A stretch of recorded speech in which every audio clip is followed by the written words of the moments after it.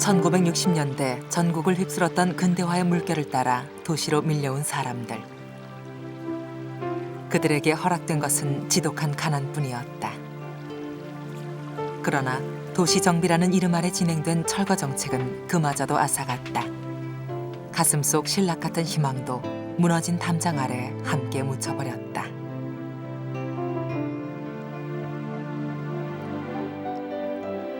그러던 어느 날 판자촌을 찾아온 한 목사를 통해 그들은 다시 삶의 희망을 보았다. 그는 공장 나간 어머니 대신 아이들을 돌봐주고 건설 현장의 아버지들과 함께 흑손을 들었다.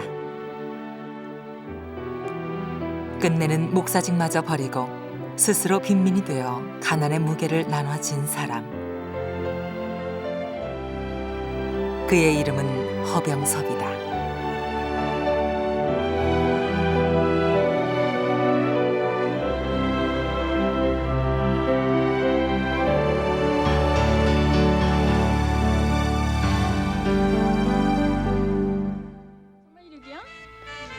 땅콩장수 아저씨, 네?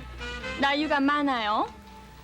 영화 어둠의 자식들은 1970년대 집창촌 여성들의 삶을 사실적으로 그려 호평받은 작품이다. 영화가 주목받았던 또 하나의 이유는 이들의 소외된 현실을 교회와의 갈등으로 표현했다는 것이다. 등장인물 중 하나인 화숙은 자신의 처지를 비관하던 중 동네 교회의 전도사와 실랑이를 벌이게 된다. 아가씨 취하셨군요. 어머나 냉정하시라. 난 이 앞 교회 전도사예요. 어머 전도사님, 예수님은 우리같이 불쌍한 여자들을 사랑하셨다죠. 못 써요. 전도사님. 예수님을 그런 데다 비유하면. 나도 사랑해 주세요. 전도사가 함부로 예수를 들먹이지 말라며 핀잔을 주자 이에 격분한 화숙은 교회 앞에서 시위를 벌인다. 전도사님, 교회는 하늘이나 신경 써라. 복잡하고 괴로운 땅이란 우리가 이겨낼 테니 하늘나라는 너희들이나 넘어라. 영화에서 교회는 소외 계층인 집창촌 여성들을 포용하지 못하고 적대시하는 것으로 묘사되고 있다. 감독의 비판적인 시각 뒤에는 이런 현실과는 전혀 다른 모습의 한 목사가 있었다. 첫 번 교회 나간 게 이제 그 허병섭 목사님이 목회하던 동월교회였습니다. 동월교회 나가서 그러다 보니까 뭐 백지 상태에서 허병섭 목사님이 갖고 있는 모든 생각들 그런 것이 마치 스폰지처럼 빨아들이게 됐죠. 기독교에 대해서 또 비판적인 시각을 갖게 된 것도 기독교 크리스찬이면서 그런 시각을 갖게 된 것도 또 역시 허병섭 목사님한테서 영향을 받았던 것 같습니다.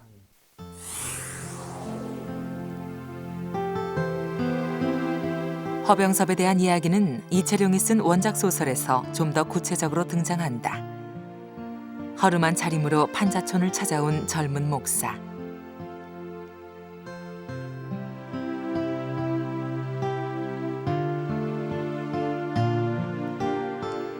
이 공목사의 실존 모델이 바로 허병섭이었다.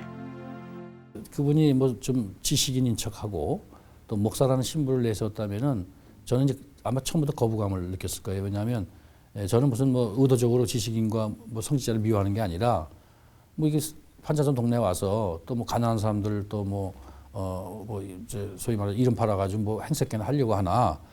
이게 모든 정치적인 시각으로 이제 많이 볼 때거든요. 이거 사고 자체가. 그런데 이제 허병섭 목사님은 그냥 남루한 그냥 보통 이웃집 아저씨 차림으로 잠바 차림으로 와서 스스럼 없이 대해주고 그리고 또 그 굿닥기들하고 같이 잠도 자고 그랬어요. 그러니까 거부감이 없는 거죠. 여기 대길 정성 다 드리고 연락 없으면 그 지리. 1982년 영화로 만들어진 이철용의 두 번째 소설 꼬방동네 사람들에서 공목사, 즉 허병섭은 전편보다 더 비중 있는 인물로 그려진다. 영화 속 허병섭은 고물 리어카를 끌며 판자촌 사람들과 똑같이 가난한 생활을 꾸려간다. 자, 보물 삽니다. 보물이요.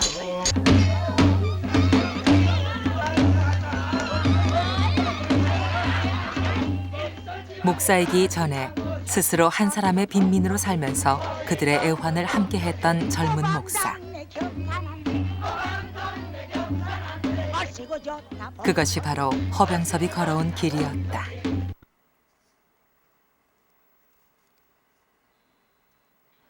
1972년 목사 안수를 받고 군생활 중이던 허병섭은 빈민 선교를 하고 있던 친구로부터 연락을 받는다.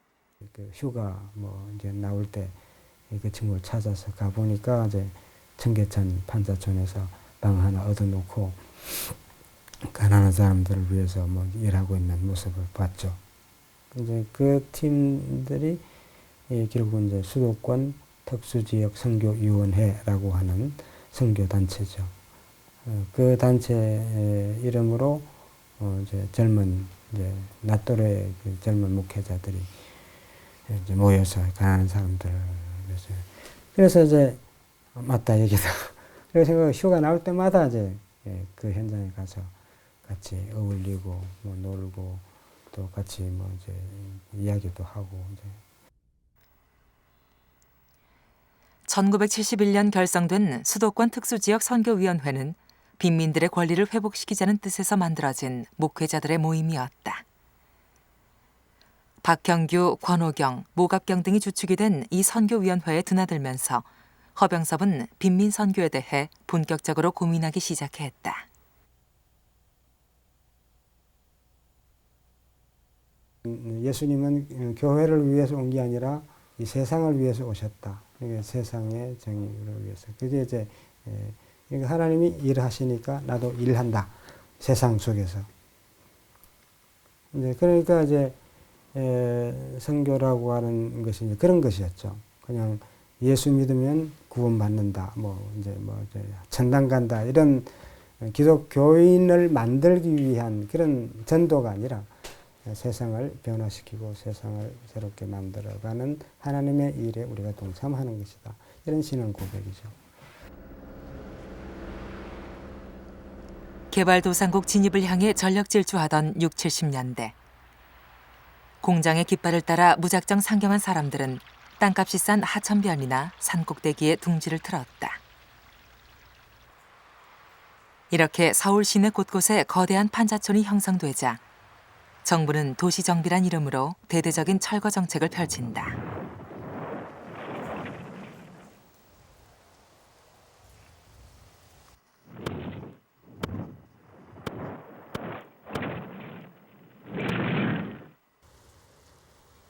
보상금이나 입주권 같은 것은 생각지도 못했던 시절, 판자촌에서 쫓겨난 사람들은 노숙자가 되거나 철거민 수용단지로 옮겨졌다. 그 고가도를 만들기 위해서 거의 쓰레기 버리듯이 청계천의 상인들, 청계천의 빈민들을 트럭에 실어다가 강제로 성남에 버렸죠. 성남에 버렸다고 봐야죠.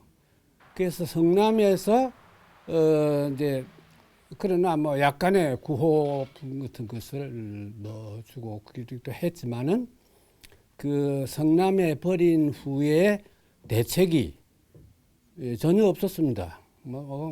죽으면 죽고 살면 살고 너 마음대로 해라. 폐허나 다름없었던 경기도 광주의 철거민 단지.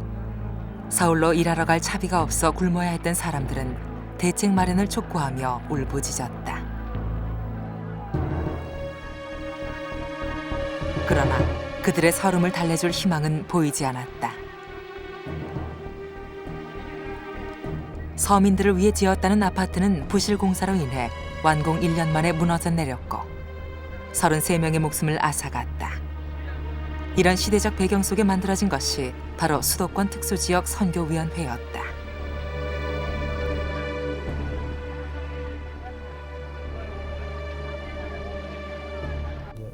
가난한 사람들이 복이 있다고 그랬는데 저 판자촌 사람들, 저 노동자들이 복이 있다.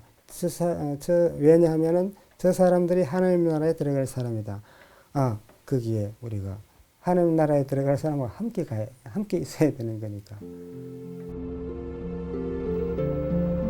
1974년 허병섭은 제대와 동시에 선교위원회의 총무직을 맡고 청계천 판자촌으로 들어간다.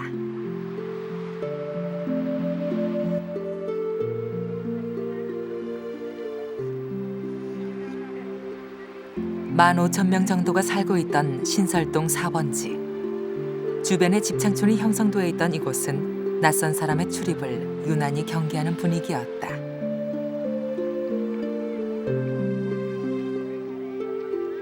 아는 사람 하나 없는 골목길. 허병섭은 막막함을 안고 신설동에서의 첫 발을 내딛었다. 근데 깊숙이는 못 들어가요. 처음에 들어가면 그냥 중심도 들어갔다가 금방 들어갔다가 좀 빠른 걸음 빨리 갔다가 빨리 나오고 그러다가 이제 두 번째는 조금 느린 걸음으로 하면 이게 골목 여기저기를 이렇게 기웃거려 보고 그 다음에 세 번째 가서는 조금 더 이제 익숙해지면은 뭐 이제 뭐 이렇게 말을 건네서 뭐 물어보죠. 여기 뭐 이제 라면 파는 집이 어디입니까? 뭐 이게 하여튼 가게가 어디입니까? 담배 가게 어디입니까? 하여튼 이제 이런 거 이제 물어보고 이제 이렇게 이제 긴장하면서 몇 차례 이제 지났는데.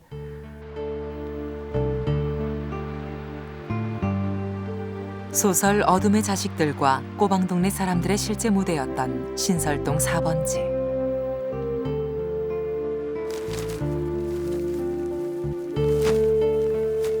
온 가족이 누우면 다리 펴기조차 힘든 쪽방에서 부모들은 하루 끼니를 걱정해야 했고 아이들은 초등학교를 졸업하자마자 봉제 공장이나 거리로 나가 돈을 벌어야 했다.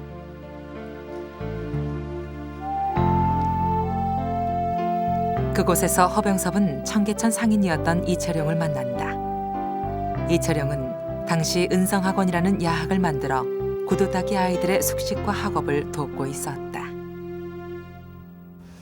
그 당시엔 제가 이제 은성학원이라고 구두 닦이 아이들을 한 7, 80명 이렇게 데리고 이제 함께 이제 공동체 생활을 하고 있었을 텐데, 그냥 허병섭 목사님이 거기 와서 같이 주무시기도 하고 잠도 자기도 하고. 그래서 뭐 아주 정말 그 밑바닥 생활을 전혀 경험해보지 않은 분 같은데 그걸 스스럼없이 해내고요. 그러다 보니까 제가 이제 목사님이라고 하는 것보다는 그냥 형님 동생으로 그 선배님, 뭐 형님 뭐 이런 식으로 해서 오늘 따라다니다 지친 자들아 돈이 너희를 구해줄 것 같으냐. 게으른 자는 먹지도 말라는 성서 말씀을 기억하라. 두 평 남짓한 월세방에서 판자촌 사람들과 다름없는 생활이 시작됐다. 언제까지 잠을 자겠느냐. 조금만 더 자야지. 낮에는 행상과 노점으로 생활비를 벌었고 일이 끝나면 구두 닦이 아이들에게 성경을 읽어주거나 공부를 도와주며 지냈다. 아멘. 자, 오늘 하루도 하나님이 지켜주실 거야. 자, 일들 나가지. 응? 자, 나가. 그래. 목사라는 신분도 밝히지 않고 그저 마음씨 좋은 이웃집 아저씨처럼 가난 속으로 걸어 들어온 허병섭. 아찌, 안 왔어. 그래. 얼어붙었던 주민들의 마음은 조금씩 녹아내리기 시작했다. 인생의 막다른 골목에 서 있던 이철용이 소설가로 변신하게 된 것도 허병섭과의 인연이 큰 역할을 했다. 그 허 목사님 만나기 그 말하자면 바로 얼마 전까지만 해도 저는 장애인에다가 또 초등학교밖에 안 나왔고 그러니까 세상에 대한 원망이 가득할 때거든요. 그래서 이 세상을 헤쳐나갈 유일한 대안은 내가 돈 버는 길밖에 없다. 그러니까 뭐 깡패짓을 하든 뭐 나쁜 짓을 하든 그냥 돈만 벌자 이런 생각에 아주 푹 쩔어 있었던 상황에서 허병섭 목사님을 만난 겁니다. 그 목사님을 만나면서 저는 그 인생에 있어서 이 삶의 모든 이런 생각들이나 이런 것들이 아주 이건 뭐 완전히 그냥 한 바퀴 바뀌었습니다 이게. 그래서 혼자 사는 것이 아니라 더불어 살아야 된다고 하는 철학을 배웠고 또 돈이 전부가 아니라 정말 우리가 고른 세상을 살아야 된다고 하는 것을 그분을 통해서 이제 배웠습니다.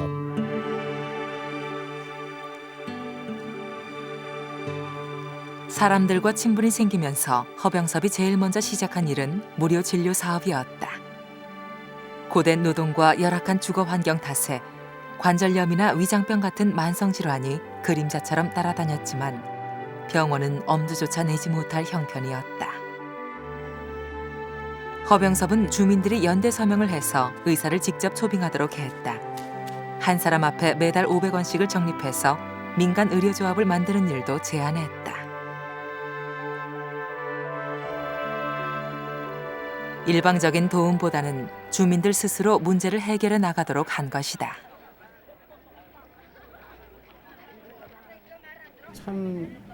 참 반가워하셨죠. 반가워하시고 그리고 이제 진료를 하고 나서 제가 이제 이래 나오면은 그 허 목사님이나 이초정 이제 나중에 국회의원이 되셨습니다만은 그런 분 몇몇 그 분들이 이제 버스 타는 데까지 이래 따라 나오셨어요.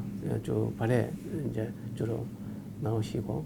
현실적인 삶의 질곡에서 벗어날 수 있는 어떤 방법을 찾기 위해서 주민들을 이렇게 힘을 모으면은, 뜻을 모으면은 이런 도움이나 이런 문제 해결이 가능하다라고 하는 사례를 경험하게 하는 거죠. 이런 경험을 통해서 우리가 힘을 모으고 마음을 모으니까 이런 일이 가능하구나라고 하는 것을 경험하면 그 다음에 다른 이제 경험들도 뭐 자녀 교육을 어떻게 할까 뭐 이제 이런 것을 놓고 이제 주민들도 모으기도 하고. 주민들이 자활의 의지를 키우고 있던 1974년 말 구청에서 철거장이 날아든다. 당시 서울시는 청계고가 건설과 함께 주변의 판자촌 정리 사업을 진행하고 있었다.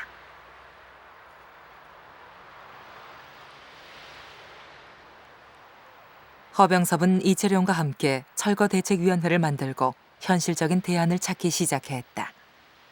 주민들이 자금을 모아 스스로 마을을 정비하겠다는 내 집 마련 주택 조합이 그것이었다. 막바로 철거 대책위원회라는 걸 만들어서 그 철거 문제와 이제 계속 싸웠어야 돼요. 싸워야 되고 그리고 이제 그 싸움하는 과정에서 주민들을 또 조직을 해야 되지 않습니까?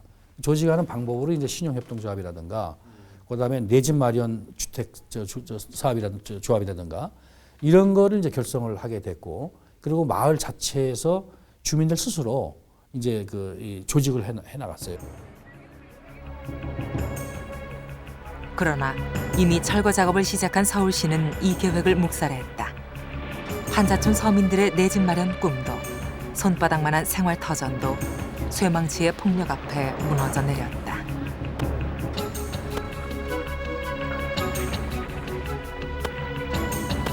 그 과정에서 어린아이 하나가 무너지는 벽에 깔려 압사했고 집을 잃은 가장이 목을 매 자살했다.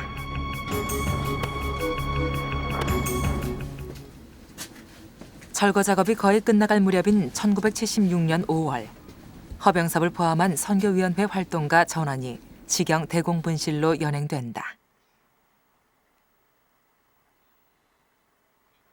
선교위원장인 박형규가 조총련의 포섭을 받고 허병섭 등에게 지시를 내려 판자촌 주민들을 선동하고 대남혁명을 도모했다는 혐의였다.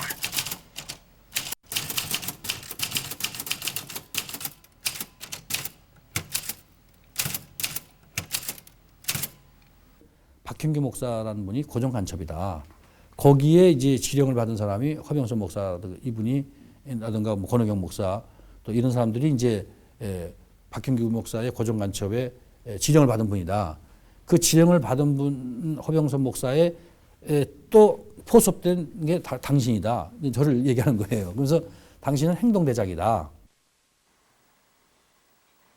1974년 박형규는 해방의 길목에서라는 책을 출간했다. 그는 이 책에서 기독교가 다양한 이념과 사상을 포용할 수 있어야 한다고 역설했다. 그러나 이러한 주장은 반체제적인 것으로 낙인 찍혔고 선교위원회 역시 불순한 집단으로 비쳤던 것이다.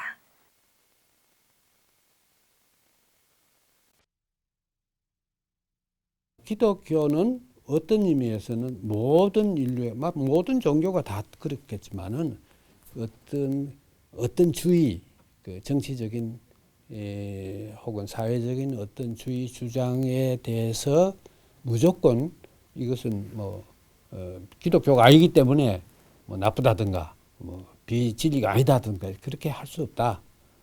그러니까 공산주의자가 주장하는 것을 우리가 들을 수 있어야 되고 또 우리가 이해할 수 있는 것도 있어야 되고 또 그 사람들이 이해하지 못하는 걸 우리가 이해할 수 있도록 우리의 그 주장도 해야 된다.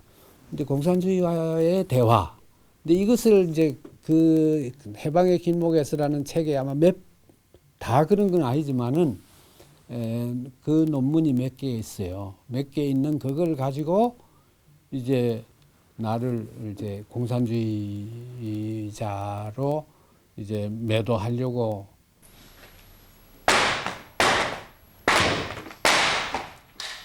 그러나 아무도 공안 당국의 각본을 인정하려 들지 않자 구타와 협박, 고문이 이어졌다. 조사는 50일간이나 계속됐다. 이제 굴을 앉혀놓고 막대기 뒤에 그 장단지하고 이렇게 끼워놓고 그냥 위에서 짓누르고 그냥 이제 그러는 이제 고문은 이제 나는 이제 그런 고문이 최악의 고문이었고 그 안에서는 그냥 몽둥이 뭐 이런 거를 그냥 좀 펴는 거죠. 그냥 이렇게 자기들 각본대로 이렇게 대답이 안 나오면은. 그러니까 이제 옆에서 조사받던 친구들 방에서는 그런 소리는 안 나오는데 내 방에서 자꾸 그 소리 막 패는 게 우직한 소리 나오잖아요. 둔탁한 막 패고 그런 소리, 뭐 비명 소리도 들리고 그러니까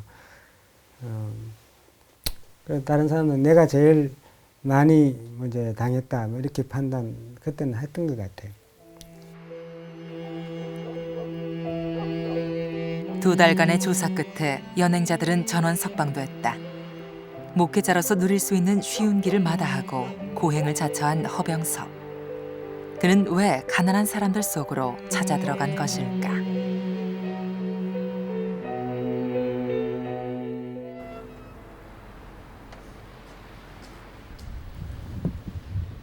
대구 대명동 판자촌에서 어린 시절을 보낸 허병섭은 동네 교회에서 새로운 세상을 만나게 된다. 두 동생을 죽음으로 내몰았던 끔찍한 가난과 생활고를 이기지 못해 자식들을 홀대한 부모님. 절망뿐이었던 생활과는 달리 교회엔 언제나 온기가 있었고 그것은 그를 신앙의 길로 이끌었다. 집에서는 망할 놈, 빌어먹을 놈, 돼질 놈, 뭐 하여튼 이런 이야기만 들었는데 교회 가서는 그런 저는 대접을 받았다고 그럴까 인정을 받았다고 그럴까 하여튼 사랑을 받은 건데 그래서 이제 신앙을 가지게 이제 됐죠. 마음의 안식처가 되어준 영지교회에서 중고등학교 시절을 보낸 허병섭은 1961년 서울로 올라온다.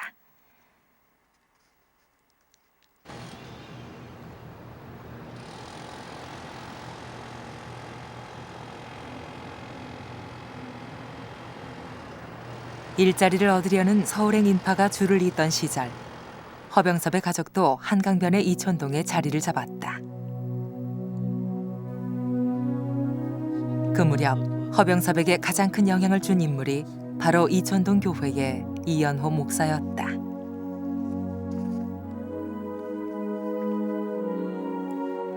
상자와 천막으로 얼기설기 지은 집들이 즐비했던 이촌동은 판자촌 수준도 안 될 정도로 가난한 동네였다. 월세가 없어 그나마 살던 집에서도 쫓겨난 허병섭의 가족은 이 목사의 도움으로 교회 헛간에서 살게 된다.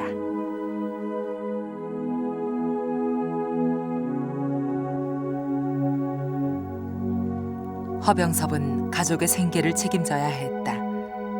아버지는 아예 집을 나갔고 어머니는 늦둥이까지 낳았다. 비가 오면 빗물이 폭포처럼 쏟아지던 어두운 헛간에서 허병섭은 지옥을 보았다고 한다. 헛간이라고 하는 게 이제 그냥 흙바닥이죠. 흙바닥에 돗자리를 깔고 그냥 이불 덮고 이제 자는데 그때가 하여튼 2월 정도 추울 때 쫓겨났으니까 뭐 냉방 시설 전에 뭐 이게 추운 건 말할 것도 없고 하늘이 보이고 이제 헛간이니까 이게 지붕이 그냥 얼기설기 이렇게 해놓은 곳이니까 별도 보이고 뭐 하늘도 보이고 밤이면 이제 별도 보이고 하늘도 보이고 이제 그런 곳이었죠. 그야말로 그냥 그냥 그래도 바람막이는 되니까 그냥 바람만 막는다 막 이런 생활이었고 글쎄 하여튼 뭐 그 이상 더 다른 이야기가 필요 없죠. 그냥 거지였습니다. 그냥. 교회에 의지하며 가난을 버텨내던 허병섭의 가장 큰 희망은 신학대에 들어가 목사가 되는 것이었다. 때마침 한신대에 다니던 친구가 학교 식당 일을 소개했다. 학생이 아니라 식당 일꾼일 뿐이었지만 허병섭은 언젠가 이 학교에 등록하겠다는 목표로 성실히 일했다. 그리고 이를 눈여겨본 후원자들이 나타나 그는 꿈에 그리던 신학생이 됐다.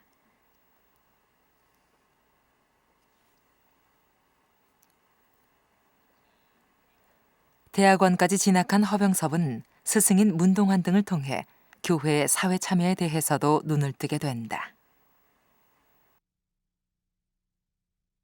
아주 착실한 학생이었어요. 착실한 학생이었어요. 내가 그 필드웍, 주일학교 필드웍 지수할 때도 언제나 가서 주일학교에서 된 것을 교회에 들어가는 순간부터 나오는 순간까지 것을 쭉 계속해 적어봐라 그래요. 그럼 그 적어본 말뿐만 아니라 아이들을 어떻게 대하느냐 하는 이런 것 자체가 교육에 관계되거든. 그래서 그걸 쭉 적어가면 그것을 읽으면서 내가 여러 가지 충고를 해주고 했는데 가장 착실하게 적어온 학생 가운데 하나예요. 오랜 가난의 탈출구가 될 수도 있었던 목사직. 그러나 그는 그 길을 택하지 않았다. 이런 말을 한 적이 있습니다. 자기는 이렇게 가난하게 살아도 이게 싫지 않다고 내가 이 가난이 싫었더라고 하면 아마 딴 데로 다른 일을 해서 갈 텐데 나는 이렇게 가난하게 사는 게 싫지 않고 또 앞으로 목회를 해도 자기는 아주 가난한 사람을 위해서 목회하고 싶다. 그런 이야기를 한 적이 있어요. 그래서 아주 그때부터 얼마든지 피해 나올 길도 있었을 텐데 그걸 마다하고 그 길을 그냥 가게 됐죠.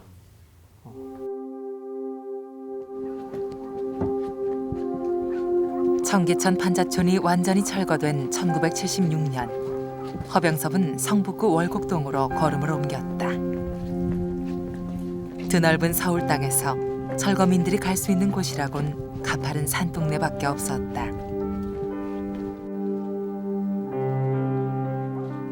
목사 안수를 받은 지 5년, 목회할 교회도 없이 생활해왔던 허병섭은 산꼭대기에 300만 원짜리 판잣집을 사서 십자가를 세웠다.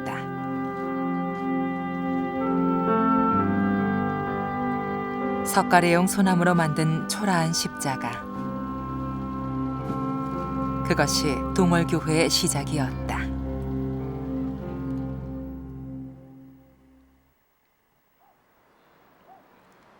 더 이상 물러설 곳도 없는 달동네 사람들의 생활은 남루하기 그지없었다. 부모들이 일터에 가고 혼자 남겨진 아이들은 하루 종일 끼니도 제대로 챙기지 못하고 골목을 서성이곤 했다.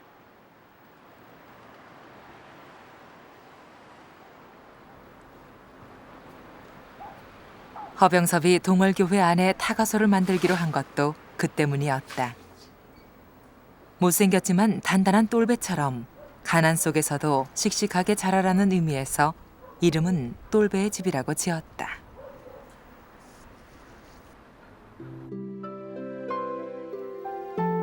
아이를 하루 종일 맡길 데가 없어 집안에 가둬놓고 나가는 일도 많았던 달동네 부모들에게 똘배의 집은 더없이 반가운 존재였다. 2살에서 7살까지 30명 남짓한 아이들을 하루 12시간씩 돌봐준 똘배의 집. 그것은 국내에서 처음 시도된 타가시설이었다.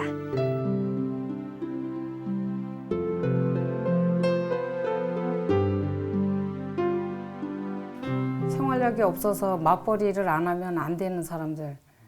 애기들이 너무 어린데 진짜 어디다 맡기고 일 댕길 때가 그렇잖아요. 근데 진짜 그 교회에서 애들을 봐준다 그러니까 너무 좋은 거예요. 그리고 많은 돈도 아니고 어떤 엄마는 그때 당시 옆집 뭐 아줌마한테 맡겼는데 뭐 7만 원인가 주고 맡겼대요. 그때 당시. 그러니까 13,000원, 12,000원이면 훨씬 싼 거잖아요. 그러나 자모들이 내는 돈은 아이들의 식비만으로도 부족했다. 부모들의 월급과 다른 운영비는 교회에서 지급하는 수밖에 없었고 허병섭은 이 돈을 대느라 목사에게 지급되는 사례비조차 제대로 받지 못했다.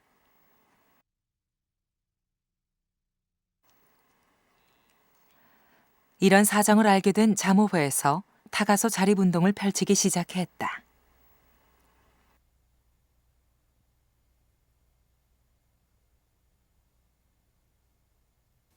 우리가 언제까지나 이렇게 교회 신세는 될 수 없다. 우리가 자립을 하자 해가지고 이제 후원금을 모으기로 했어요. 이제 그래갖고는 바자회도 열고 막 지역으로 다니면서 뭐 가게 같은 데 있잖아요. 뭐 2,000원씩, 3,000원씩 후원금도 받고 이제 매월 해줄 사람은 매월 해서 받고 그냥 한 번만 해주는 사람은 한 번 정도 받고 그때만 해도 우리가 또 폐품을 수집을 했어요. 어디 뭐 애들 데리고 유치원을 뭐 대공원 같은 데 간다 그러면은 우리는 거기서 노는 게 목적이 아니라 쓰레기통 같은 데 다니면서 그 캔 있잖아요. 막 엄마들이 그런 거 주워서 이제 집에 올 때 모아서 교회다 갖다 모아놨다가 팔고 그렇게 해갖고 이제 기금을 조금씩 모았었죠, 그때. 자신들의 힘으로 타가소를 운영해보겠다고 모은 돈은 200여만 원에 달했다. 가난을 딛고 자립의 의지를 키웠던 주민들.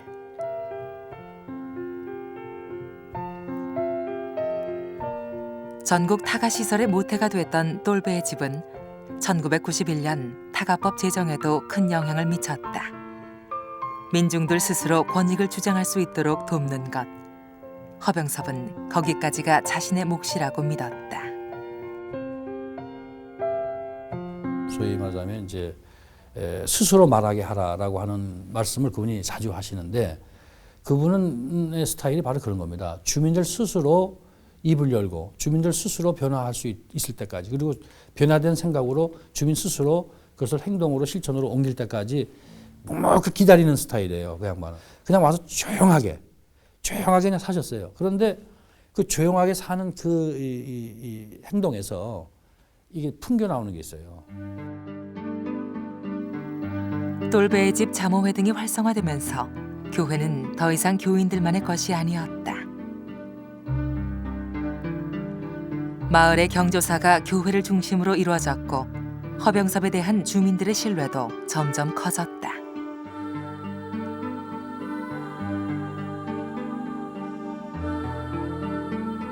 야외 예배 같은 행사에는 일부러 교인이 아닌 주민들도 참석하게 했다.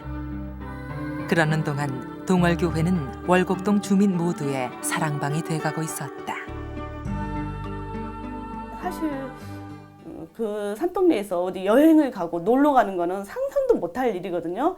근데 목사님이 주일날 하루를 그런 야외 예배를 봐요. 하니까 한 달에 한 번씩 단풍놀이 갈 수 있게 그러니까 새벽에 한 5시쯤 제가 떠나요. 일요일날 새벽 5시쯤 떠나서 뭐 설악산을 한 바퀴 그러니까 뭐 내려서 구경하고 그거는 못 하는데 버스 타고 그냥 설악산 가서 거기 바닷가 한번 힝 돌고 설악산 가서도 위에는 가보지는 못하고 밑에서 설악산만 그냥 쳐다보고 오는데 그렇게 해서 이렇게 사람들 기분 전환 1년에 한 번씩 이렇게 해서 밤에 그날 이제 12시쯤 1시쯤 와요. 그런데도 사람들이 그 다음날 새벽에 일 나가야 되는데 그런 거를 기다렸어요, 항상. 목사와 교인들만을 위한 교회가 아닌 지역 주민들을 위한 교회. 그것은 허병섭이 처음 월곡동에 왔을 때부터 가슴 깊이 품고 있던 생각이었다. 그때 저는 교회를 세우면서 또 하나의 교회를 세우려고 하는 것이 아니다. 실험해 보는 거다. 민중의 교회가 가능한지 안 가능한지를 실험하기 위해서 이 교회를 세웠다. 이제 그래서 교회 성경은 이 지역 주민들이 주인이 되는 교회, 그리고 교회 운영을 민주적으로 하는 교회, 그리고 교회의 성격을 민족적으로 가는, 민족성을 띠는 교회, 이런 세 가지 목표를 세웠죠. 예배 형식도 일반 교회와는 많이 달랐다. 교인들은 물론 목사도 바닥에 앉아 예배를 보고 예배가 없는 날엔 교회를 마을회관처럼 개방했다. 그 무렵 동월교회에는 판화가 이철수와 판소리꾼 임진택 같은 문화예술인들이 많이 모여들었다. 정권이 바뀐 80년대 초에도 문화예술은 감시와 통제로부터 자유로울 수 없었고 동월교회는 기꺼이 그들의 우산이 돼주었다.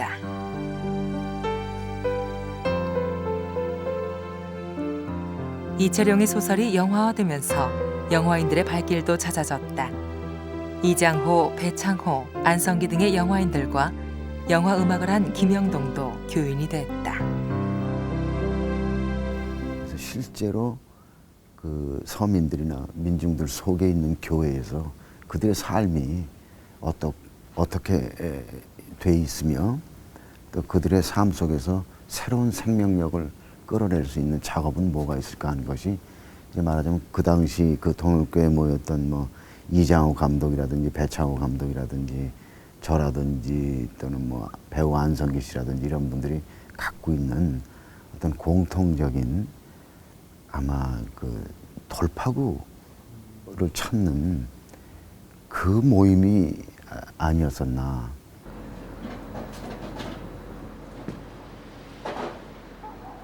이들은 기존의 교회에 대한 편견을 깨고 새로운 교회를 만들겠다던 허병섭의 생각을 현실화시키는 데 큰 도움을 주었다.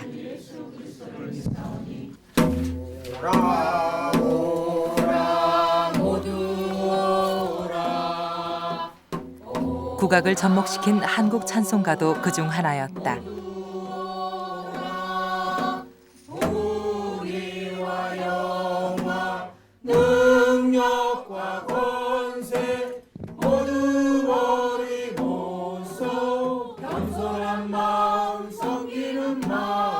외국곡을 그대로 쓰던 기존 찬송과는 달리 우리 가락으로 친근감을 더한 한국 찬송가.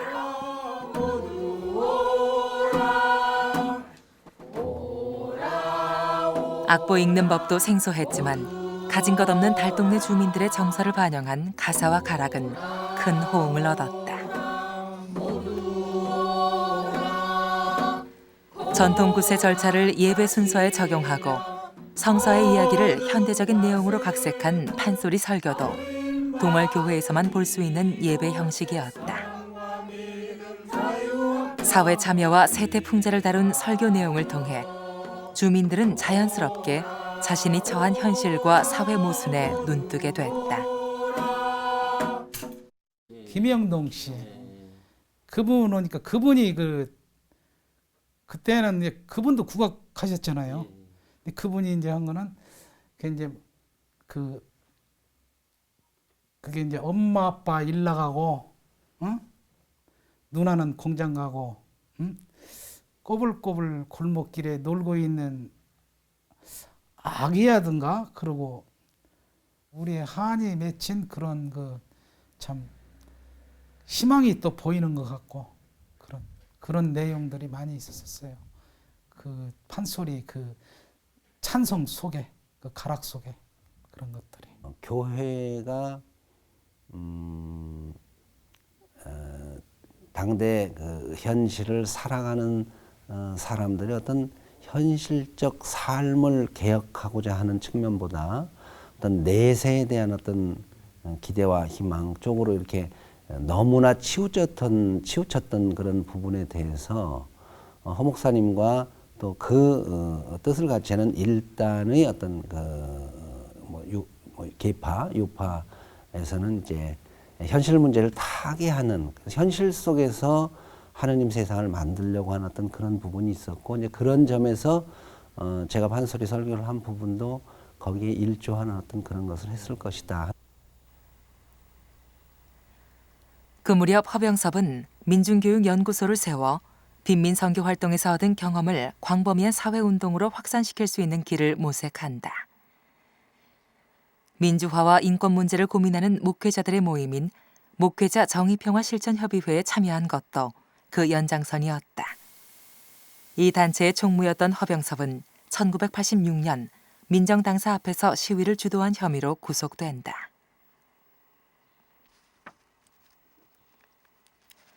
민정당은 회개하라는 구호와 함께 찬송가를 불렀던 이날의 시위는 공안 통치로 얼어붙은 사회 분위기를 환기시키기 위해 준비된 것이었다. 양심적인 목회자로서 신념에 따라 행동했을 뿐이라고 생각했던 허병섭. 그러나 목사이기 때문에 더 많은 관심을 받는다는 것이 그에겐 부담스러운 일이었다.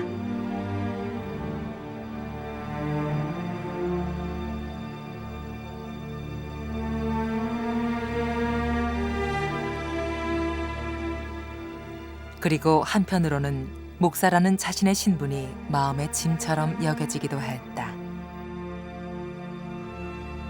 어떤 우연한 기회에 그냥 그 노동자하고 나하고 같이 동시에 연행되는 일이 있었어요. 북부서에 연행이 됐는데, 난 이제 친구 목사인 줄 알고 있는 노동자라는 걸 아는데, 그냥 나한테는 아주 경어를 쓰고 이제 이게 예의도 차리고 뭐 이제 하는데, 내가 바로 본 앞에서 그냥 삿대질하고 쌍년 뭐 욕도 하고 막 위협을 하고 뭐 이제 그런 것을 보고 내가 이제 야단을 치고 막 이제 그랬지만, 이게 이제 목사라는 지위와 신분이 똑같이 연행이 되고 뭐 자들이 무슨 혐의나 뭐 의심이 있었겠지만 했는데 이게 차별되고 하는 모습을 보고 아주 괴로웠어요. 1988년 여름, 허병섭은 기독교 장로회 서울노회에 사직서를 제출한다. 목회를 하지 않아도 목사직은 유지하는 것이 일반적인 데다 사직서 제출도 처음 있는 일이어서 장로회 측은 당황했다.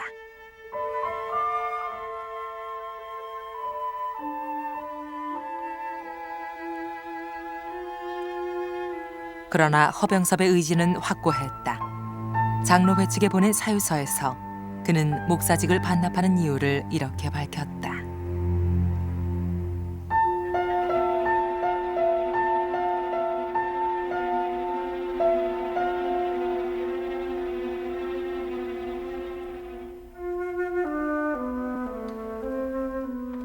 결국 장로회는 1년여의 고민 끝에 허병섭의 사직서를 수리했다.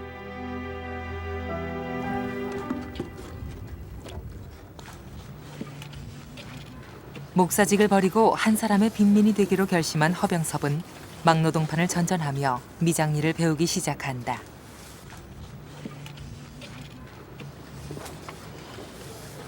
고된 노동에 익숙해질 무렵 허병섭은 건설 현장의 불합리한 관행을 목격하게 된다. 일꾼들이 단가보다 돈을 적게 받거나 아예 못 받는 일이 적지 않았던 것이다. 건축주, 건설업자, 현장 책임자로 이어지는 다단계 구조 속에서 중간 마진이 턱없이 많이 발생했기 때문이었다.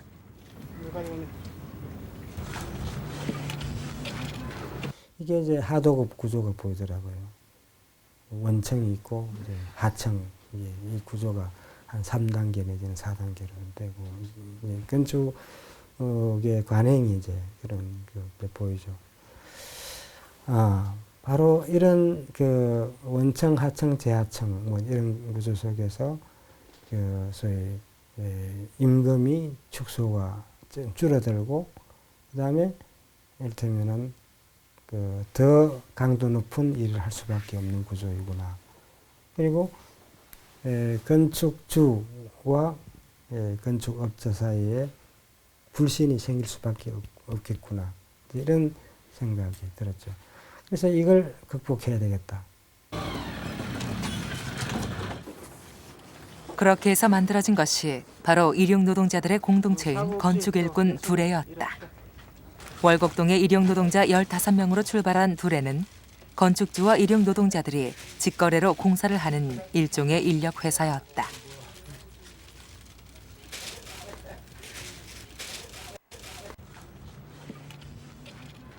건설업자나 현장 관리자에게 돌아가던 중간 마진을 없앰으로써 건축 비용을 줄이고 노동자들에게도 높은 임금을 보장해 주자는 것이 허병섭의 생각이었다.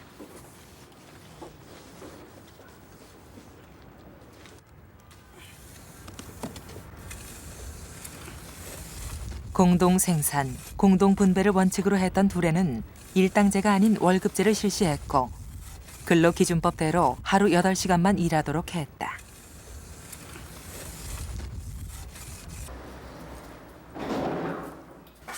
하루 벌어 하루를 살던 시절과 달리 미래가 보였고 현장은 언제나 활기가 넘쳤다. 우리도 얼마 아니면은 뭐 또 이게 투자할 수 있는 이런 자본가가 나타나면은 머지않아 이 건설회사를 하나 할 수 있지 않겠느냐 그런 꿈을 가졌었거든. 예를 들어서.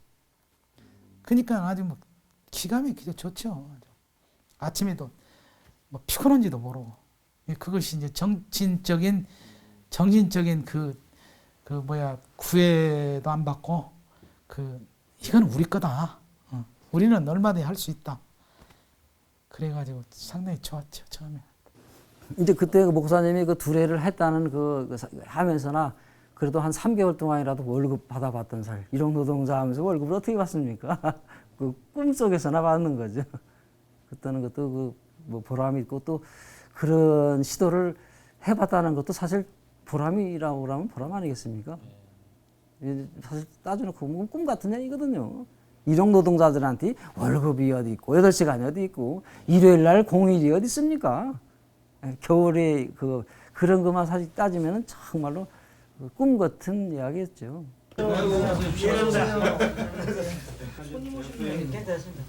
벌써 약속된 게 양심적으로 시공한다는 입소문이 나면서 두레에는 건축 의뢰가 끊이지 않았다. 다 같이 힘을 모으면 언젠가 번듯한 건축 회사를 갖게 되리란 그들의 꿈도 머지않아 보였다.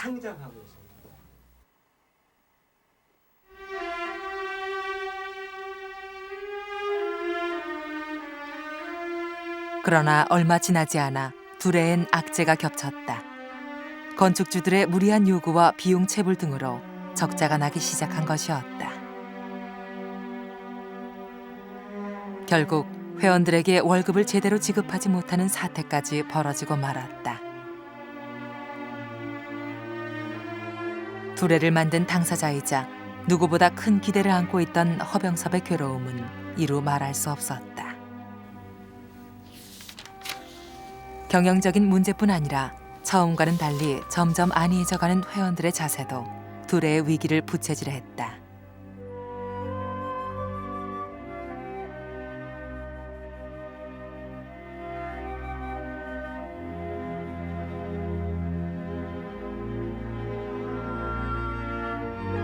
치열하게 다른 사람 상관없이 자기 할 일 열심히 하고 그러던 친구들이 다른 사람 노는 게 눈에 거슬리고 또 오늘 너무 열심히 하면 내일 일 못 나올 것 같고 그러면 일당을 줄어들고 일당인제니까 돈을 수입이 줄어들고 뭐 이런 생각이 들면서 자꾸 이제 통박을 이제 머리를 굴리 계산을 하기 시작하는 거예요.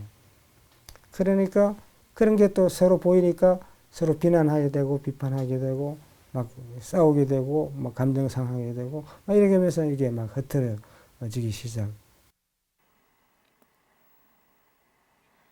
결국 두레는 설립 4년 만에 문을 닫고 만다. 그러나 두레의 실험은 실패로 끝난 것만은 아니었다. 국내 최초의 일용노동 공동체였던 두레는 탈빈곤 정책의 연구 사례가 됐고 1990년대 중반 저소득층 자활 정책의 하나로 반영된다.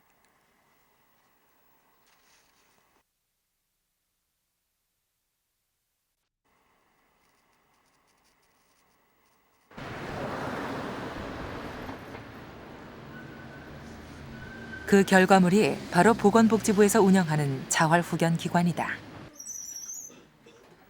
두레와 같은 생산 공동체를 모델로 만들어진 이곳은 저소득층에게 일자리와 기술 교육을 제공한다. 1996년 처음 도입된 이래 급속도로 확산된 자활후견기관은 현재 전국적으로 321개소에 달한다. 일꾼 두레는 달동네에 사는 사람들이 스스로 가난을 벗어나 보고자 해서 만든 생산 공동체였습니다. 그 일꾼 두레의 내부 운영 방식을 보면은 인간을 가장 최우선에 둔 그런 공동의 생산, 공동의 분배 이런 방식을 적용을 했었었고요. 그런 정책들이 나중에는 국가의 자활 정책으로 참고가 되어서 입안되게 하는데 아주 큰 영향을 미쳤습니다. 월곡동 재개발로 동월교회와 두레 그리고 주민들의 터전이 있던 곳에는 아파트가 들어섰다.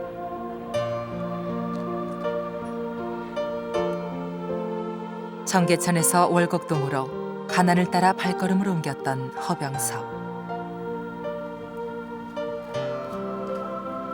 그는 이번에도 새로운 길을 찾아 떠났다.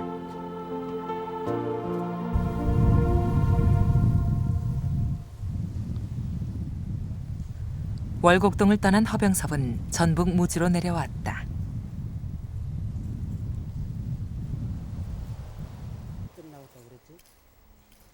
그는 지금 농부가 되어 있다.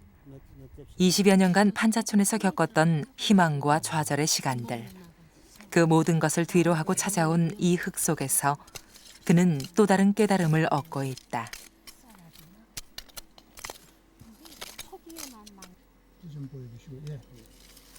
한 알의 마늘이 땅속에 들어가면 미생물의 먹이가 되고 마늘의 씨앗이 다시 그 미생물을 먹고 수백 개의 열매를 맺는다.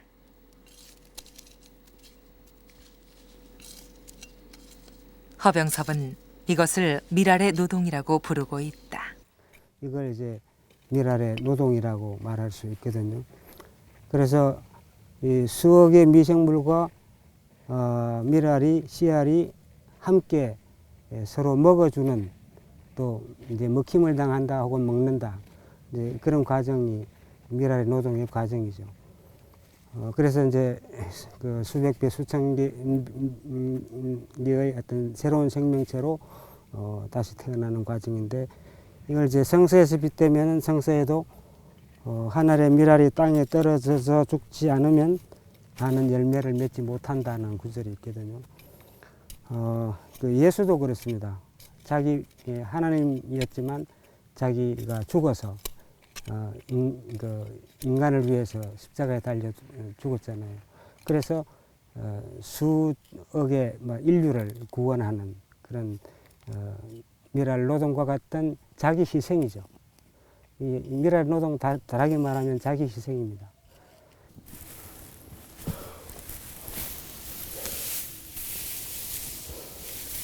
(10년) 동안 죽어있던 땅을 되살려 농사를 짓고 있는 허병섭.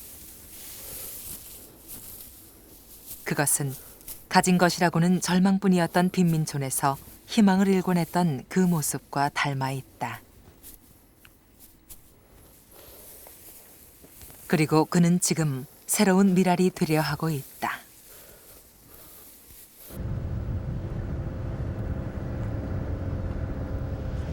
경남 함양군의 폐교된 중학교 건물. 지난해 3월 허병섭은 이곳에 녹색대학이란 대안학교를 열었다.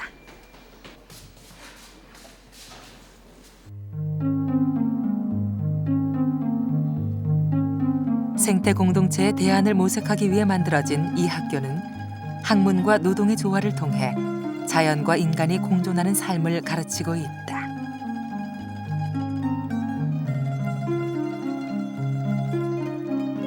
과거 판자촌의 가난을 보듬어 안았듯이 공해와 인공적인 농사로 가난해져 있는 이 땅을 감싸 안고 싶은 것이 지금 허병섭의 바람이다.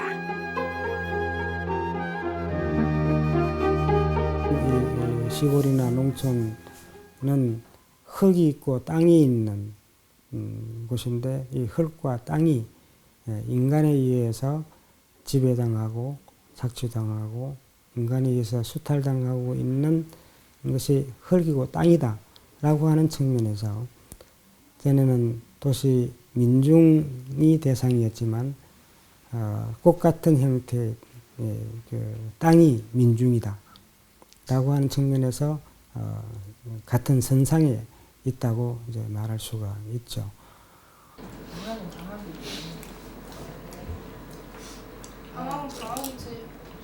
재학생 10여 명이 전부인 녹색대학은 설립 자본이 부족해 아직 정식 인가를 받지 못했다. 녹색대학을 대한공동체로 바라보고 시행 1년, 시행착오도 많이 있었지만 허병섭은 그건 역시 미랄이 싹을 틔우기 위한 몸부림으로 생각하고 있다. 정치성이라는 게 굳이 딱 동아리가 아니더라도 여러 군데에서 좀 나타날 수 있잖아요. 그리고 언젠가는 그 미랄이 생태 공동체라는 값진 열매를 맺으리라고 믿는다. 밑받침되지 못하니까 성과물들이 구현되지 못하는 것 같거든요. 가난 속에서 성장해서 다시 가난한 이들과 더불어 살았던 꼬방동네 목사 허병섭.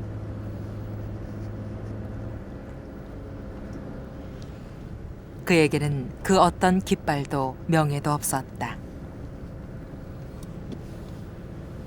청계천에서 그리고 월곡동의 달동네에서 그가 밟아온 시간들은 가난한 사람들에게 희망과 용기를 되돌려주기 위한 하늘의 미랄 같은 삶이었다.